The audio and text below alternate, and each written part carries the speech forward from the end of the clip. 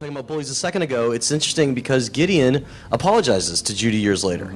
And, you know, the movie's thematic is change starts with you, and that people have the ability to change. And I'm curious what maybe kind of went on for him that allowed him to change and become a better person rather than just being the same bully that she returned to. Was that ever part of your story? Or was it really just a matter of time had calmed him? It was never written. I mean, it was never a part of the story, and that was one of those things that also came very late in the game. So I think, I mean, thinking about kids that I grew up who were bullies. I was a bully.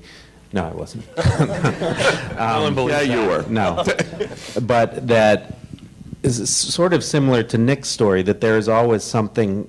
There's something that psychologically motivates someone to behave a certain way. And so thinking about, there are a couple kids I grew up with who I was thinking about specifically who grew up in broken homes, who had, you know, sometimes abusive parents, things like that, that either, you know, you're gonna follow in their footsteps and repeat the same mistakes, or you're gonna break out of it and try to become a better person, either through therapy or whatever. But they're Just being away from the bad source. Or baking pies. yeah, but yeah, Gideon, yes. that very thing. Like seriously, like you're either gonna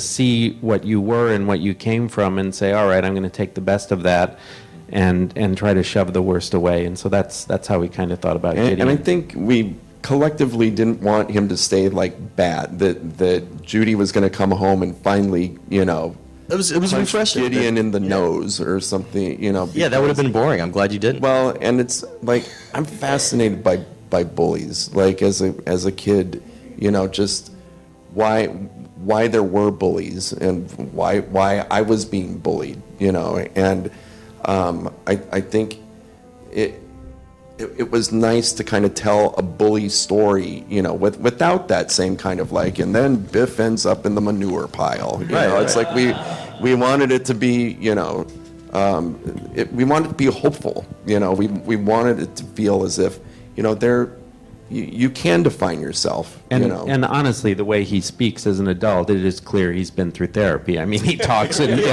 terms about unchecked rage and aggression that clearly came from a therapist. That's a lot of Dr. Phil. Yeah.